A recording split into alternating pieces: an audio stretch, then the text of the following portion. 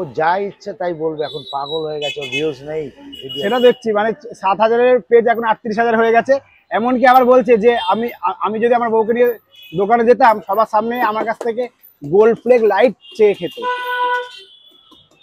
অবশ্যই আমি যার কাছে যা বলি, যাকে ভালোবাসি তাকেই তার কাছে হ্যাঁ, ভালোবাসার খাতিরে তো হতেই পারে। বলতাম যে এটা ছাড়া আমি খাই না, এটাই নিয়ে আসি। কিন্তু আপনাকে বলেছিলাম ও একটা পাগল, আপনি তো শোনেননি তখন।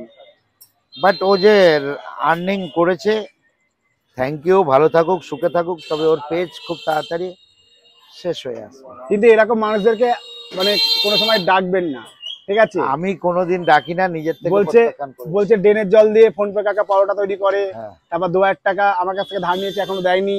তারপর মাস গেলে 10,000 টাকা কালকে না পরশু দিন, যাই হোক এরকম কবে লাইভে এসেছিল, কালকে না পরশু দিন এরকম ও এসেছিল। জ্বলছে। আমি অ্যাকোয়াটিকায় গেলাম, এই যে কন্টেন্ট গুলো হলো, ও যে আমার পাশে থাকতে পারলো না, এতেই জ্বলছে। জ্বলবে তো। যে অ্যাকোয়াটিকার কন্টেন্ট এর সেরা কন্টেন্ট বলুন।